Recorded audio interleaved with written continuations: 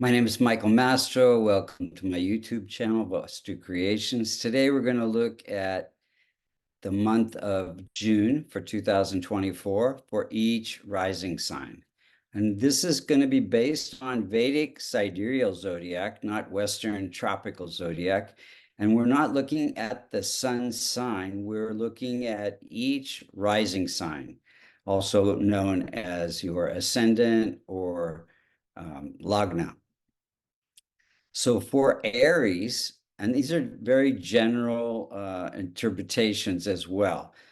If you'd like to get more specific, we encourage you to get a Vedic astrology reading at www.vastucreations.com because these interpretations can get more specific when we know your dasha and we know the strength and weaknesses of your planets and how they're aspected by other planets. So first, we're going to look at the rising sign for Aries. And we're going to base these readings on the movement of the sun. It's called following the sun. Each month, the sun, mid-month, changes signs and focuses its light, shines on a specific house, which has a certain meaning for you. And we're looking for ways for you to utilize this energy as the sun moves around through the signs. So first, for the Aries rising, sun rules your fifth house of creativity. And it'll be first half of the month, it'll be going through the second house. And we would want you to start focusing the first half of the month on what things you can do to create more financial stability, making a new budget or reviewing your budget. And for the second half of the month, it'll be going through your third house. So we want to focus on new ways to communicate your creativity. And then for Taurus, sun rules your fourth house of family and happiness. And so for the first half of the month, it would be good to focus on personal growth because it's moving through your first house and also any health issues that may come up. So finding new schools of thought about personal growth that are in line with your goals and values. And for the second half of the month, it will be moving through your second house, which has to do with your wealth and also relationships. So focus on, again, new ways of making money, in being aware of your limitations and reviewing your budget, and also watching how you are dealing with your family. Try to avoid unnecessary arguments.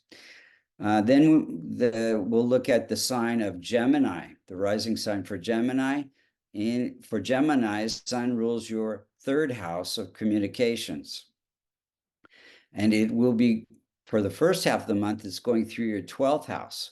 So focus on reducing expenses and look at letting go of whatever is limiting your ability to communicate with other people. And then for the second half of the month, it's going through your first house. So you want to focus on new skills that enhance your personal growth. And let's look at Cancer. Cancer, sun rules your second house of money and relationships. And it is, for the first half of the month, moving through your 11th house. So look for the first half, look at new ways to create income, new income streams, look at new ways of expanding your network of friends. And then for the second half, it'll be moving through the 12th house. So during this, utilize this energy to let go of limiting beliefs about money and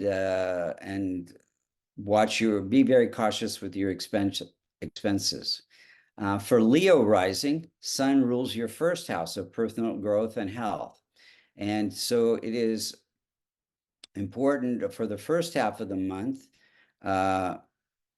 to when it's going through the sun moving through your career house, focus on your career and aligning your career with your true purpose, what really you love to do. And if you're not doing what you love, try to find new ways to look at what you're doing and see it as part of your growth process or your path to your true purpose. And for the second half of the month, Sun is moving through your 11th house. So focus on expanding your network of friends and what you can do socially to uplift your environment. Then let's look at the rising sign for Virgo. Sun rules your 12th houses of expenses and spiritual growth, letting go of attachments that block your spiritual growth. For the first half of the month, the sun will be moving through your 9th house. Let go of, for the first half of that month, focus on letting go of beliefs that separate you from connecting with others and also the divine. And for the second half of the month, it will be going through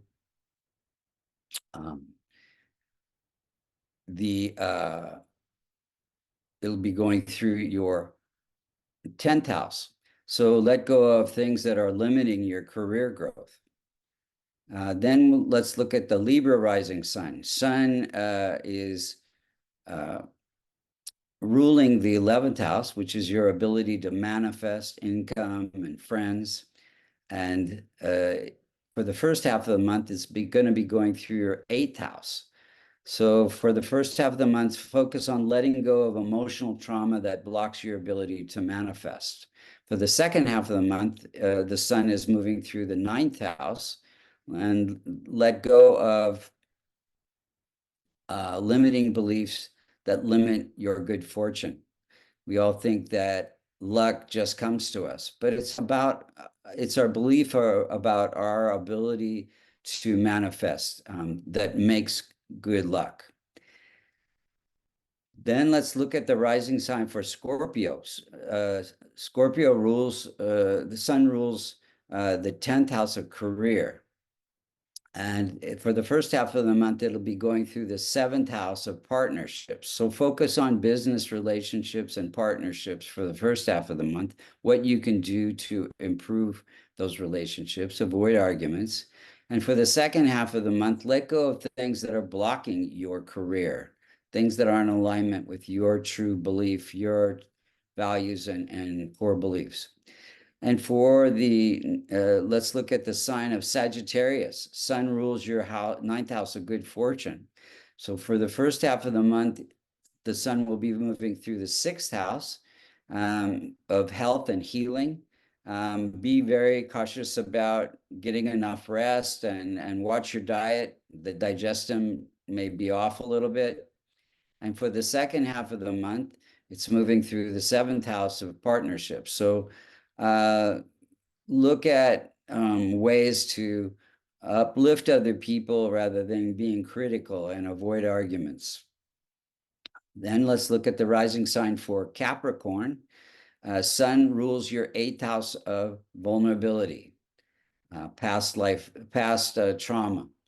And for the first half of the month, the sun will be moving through your 5th house of creativity. So focus on new creative projects, initiating creative projects. And for the second half of the month, it moves through your 6th house of health and healing. So focus on self-care, new healing regimes. Make sure you're getting enough rest and eating good food. And try to forgive yourself and others and help others in any way you can. Then let's look at the rising sign for Aquarius this month of June. Sun rules your 7th house of partnerships, and it's debilitated there, so it's weak. So for the first half of the month, the sun will be moving through the fourth house. So fourth house has to do with the family and happiness. So avoid arguments, look for ways to enhance your relationships with your family members. And then the second half of the month, it'll be moving through your fifth house. So explore new skills and ways to communicate in your relationships. Again, being more supportive and less critical. Let's look at the last rising sign, Pisces. Sun rules the sixth house of health and healing. And for the first half of the month, it'll be in the third house. Focus on exploring new skills that it will enhance your health and healing. And then for the second half of the month, it's moving through the fourth house. So focus on healing family issues and being more supportive. So again, these are very general. If you would like to get more clarity on your specific chart, you can get a reading under services at vastucreations.com. Thank you so much for listening.